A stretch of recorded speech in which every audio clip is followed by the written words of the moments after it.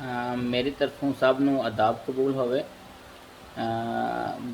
मुख्तलिफ सवालात comment section च आंदे ने, फिर मैं कोशिश करना कि एक दो सवालात दे जवाब देवां।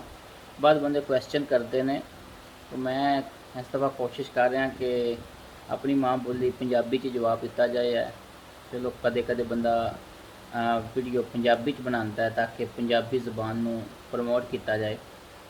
तो साढ़े अमूमन रवाज नहीं इस चीज़ का है। चलो लैट्स ट्राई। तो एक बंदे ने सवाल मेरे को किया कि सर तुसी कदों स्पेन आए हो और तुहाडे किन्ने पैसे लगे ने।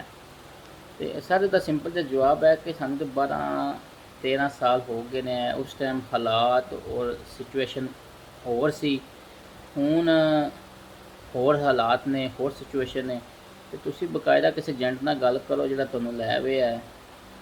तो उस तो बाद दूसरा एक सवाल से एक बंदे ने कहा सी कि क्या तुसी, मैं एक इनविटेशन लैटर के उत्ते वीडियो बनाई सी तो बंदा पूछ रहा सी कि मैनूं PDF सेंड कर दो या तुसी बनांदे हो। तो सर असीं इहो जिहा कोई भी काम नहीं करते।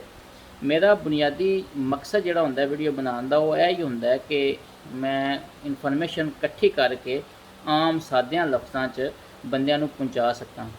बाद लोग साढ़े ते बड़े इंटैलीजेंट होंदे ने, पढ़े लिखे होंदे ने, उन्होंने हर चीज़ का पता होंदा है। लेकिन मैनूं कदे कदे बाद ऐसे लोग भी रबता करते हैं जिन्होंने बेचारिਆਂ ਨੂੰ बिल्कुल पता नहीं होंदा। तो मेरी कोशिश होती कि उन्होंने थोड़ा गाइड कर सकां।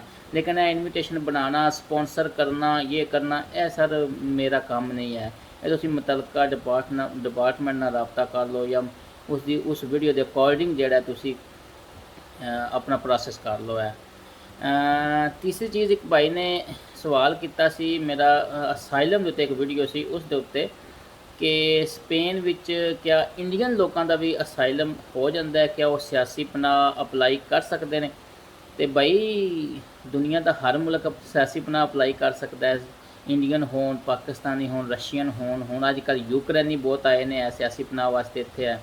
तो सर तुसीं अप्लाई कर सकते हो। अजकल तो इन्होंने बहुत आसान सिस्टम कर दिता है कि असाइलम अप्लाई करो, थोड़ा साल 2 साल चल जाता है, काम कर लो, 6 महीने काम का सबूत लो। और अराइगो लाबोराल, वो भी मैं वीडियो बनाई है अराइगो लाबोराल उत्ते। अजकल तो इन्होंने बड़ा अच्छा कानून पास किया है कि 6 महीने थोड़े को काम का सबूत हो तो तुसीं उस बेस पर अगर तुसीं लीगल काम किए हुए या इलीगल तो हर सबूत प्रूफ्स देने होंगे ने। लेकिन अगर तुहाडे कोल असाइलम वाला कार्ड है वे और तुसीं थोड़ा असाइलम रिजैक्ट भी हो जाता है, लेकिन तुसीं इस तरह 6 महीने कम कर देंगे हो तो 2 साल बेस के उत्ते तुसीं अराइगो लाबोराल के पेपर लै सकते हो। तो सर तुसीं इंडियन हो, तुसीं दुनिया के किसी मुल्क की भी हो, स्पेन तुसीं असाइलम अप्लाई कर सकते हो। हाँ, वो पास होना या ना होना वो तुहाडे केस दे कितना जेन्युइन है उस पर डिपेंड करता है। तो दुआवां याद रखियो। Take care.